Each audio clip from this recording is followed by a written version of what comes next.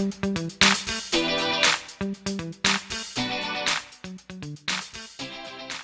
Frédéric, merci de nous accueillir chez FIV. Nous sommes au siège de FIV à Paris. C'est notre troisième face caméra. On va tenter avec vous de décrypter un sujet d'actualité. Qui êtes-vous et finalement où sommes-nous? Alors, je m'appelle Frédéric Sanchez et j'ai la chance de présider une belle dame qui s'appelle FIV, qui est née en 1812 et qui a participé à l'ensemble des révolutions industrielles et qui fait quoi? Qui est un offreur de solutions. Nous fournissons des biens d'équipement qui vont de biens d'équipement isolés jusqu'à des lignes de production complètes pour les industries de transformation et qui vont jusqu'à l'industrie automobile, l'aéronautique. Nous sommes au cœur de la production des équipements qui permettent de produire de l'aluminium, de l'acier, etc. Voilà. J'ai deux autres passions, je dirais, l'industrie chevillée au corps, l'industrie à l'international. Je préside MEDEF International, une deuxième casquette. J'ai longtemps présidé avec Charles ce qui allait devenir l'Alliance pour l'industrie du futur. Offreur de solutions. Alors c'est un terme qu'on a beaucoup entendu dans nos webcafés. Alors qu'est-ce qu'il faut réellement entendre par ce terme d'offreur de solutions et quelle est la place que doivent occuper ces offreurs de solutions dans notre industrie? Cette industrie offreur de solutions, elle n'est pas rien en France. C'est 32 000 entreprises, c'est 500 000 salariés, c'est 36 milliards de valeur ajoutée selon une étude faite par Accenture. Alors certes, c'est moins qu'en Allemagne, plus de 130 milliards, c'est moins qu'en Italie, mais ça reste quand même un secteur conséquent et c'est un secteur totalement méconnu. C'est ça, ce sont des gens qui fournissent des machines, ça peut aller jusqu'à des systèmes complexes de production, et ils associent à ces machines de l'intelligence logicielle, soft. L'industrie du futur, c'est l'association entre ces offreurs de solutions qui viennent du monde du hard et de ceux qui viennent du monde du soft. Et c'était déjà une originalité, parce qu'il y a 10 ans, quand on lance ça sur les fonds baptismaux, eh bien c'était deux mondes qui ne se parlaient pas, qui vivaient séparés, qui relevaient de conventions collectives différentes. Les mêmes problématiques, aujourd'hui, elles convergent. Parce qu'il n'y a pas d'industrie sans logiciel, mais il n'y a pas non plus de logiciel sans à un moment appliquer ce logiciel à un outil, à un produit qui est la machine. Et mettre en évidence qu'existent dans ce pays des offreurs de solutions tout aussi performants, tout aussi créatives, même parfois davantage que les Allemands ou les Japonais auxquels on pense systématiquement quand il faut faire une usine, ben c'est une chose qui nous est apparue comme nécessaire. Et faisons connaître ces offreurs de solutions, aidons-les à s'affirmer, rendons-les visibles. D'où la nécessité, à un moment donné, de parler d'offreurs de solutions, et même on est allé jusqu'à se dire, mais ne faudrait-il pas créer un groupe de travail au sein de l'Alliance qui devienne la future filière offreurs de solutions. On veut aussi que les filières verticales, les filières clientes, elles pensent à ces offreurs de solutions, qu'elles se disent, mais est-ce que ça n'existe pas en France? Est-ce qu'il n'y a pas moyen de susciter une offre française? Est-ce qu'on n'a pas ces compétences, cette intelligence, notamment en termes d'impact environnemental et autres? Aujourd'hui, on parle de plus en plus d'une industrie zéro carbone, on parle de cette économie circulaire à laquelle l'industrie participe largement. C'est un sujet qui d'ailleurs a été mis très largement en avant dans le cadre du plan de relance, puisque 30 milliards, une trentaine de milliards sera consacré à l'environnement. Comment est-ce que ces offreurs de solutions vont s'inscrire aussi dans cette tendance qui n'est pas simplement une tendance, mais qui est une nécessité d'aller vers une industrie plus propre, moins carbonée, plus respectueuse de son environnement?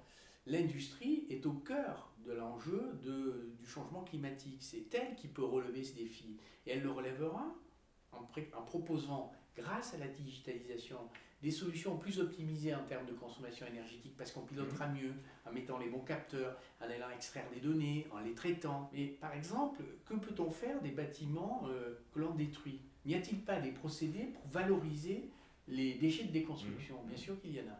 Alors ils sont aujourd'hui un peu plus coûteux.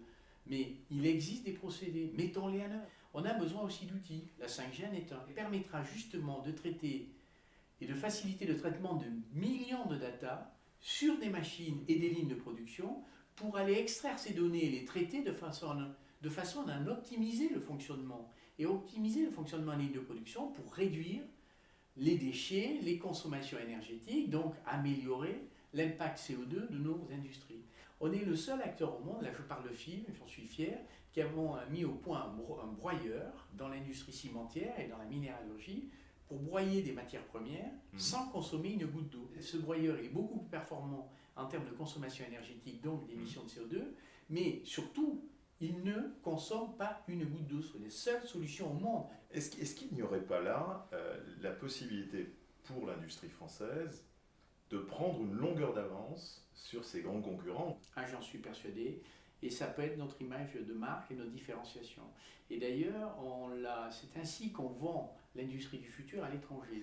Mais nous, justement, j'ai tendance à dire, bon, les Allemands font l'industrie 4.0, nous on fait l'industrie 5.0, parce que le 5, c'est justement le changement climatique. Eh bien, je pense qu'on a une vraie image de marque de différenciation là, parce qu'on a beaucoup d'initiatives dans nos TPE, PME et ETI de ces industries offreurs de solutions. On a beaucoup d'idées pour être plus performantes. Il faudra du temps, mais je suis convaincu que nous en avons la capacité.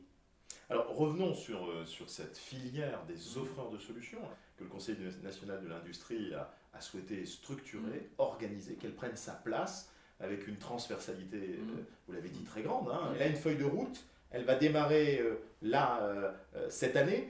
Quelles sont les premières actions qui vont être mises en place ? Pour vous, vos priorités pour tout de suite engager le processus? Nous avons 2 priorités. La première, c'est de créer une communauté. Ça a été fait déjà par l'Alliance, mais d'aller plus loin et d'organiser cette communauté. Et comment on va l'organiser? À travers une plateforme numérique sur laquelle les acteurs pourront se faire connaître, échanger et répondre à des appels d'offres. Et effectivement, le but, c'est de favoriser l'émergence de solutions communautaires, collectives, donc d'échanges entre les offreurs de solutions, parce qu'il est très rare de n'avoir qu'un offreur de solutions capable de fournir ou d'apporter la solution globale. Absolument. Vous avez besoin d'une multitude d'acteurs, et donc c'est fondamental que la plateforme favorise cette mutualisation, et qu'à partir d'un certain moment, on puisse ensuite travailler de façon confidentielle avec le donneur d'ordre. C'est vraiment la volonté à la fois des filières clientes, on les a toutes rencontrées, la volonté du ministère de l'Industrie, mais c'est aussi notre volonté, bien sûr, à nous, offreurs de solutions, de nous faire connaître.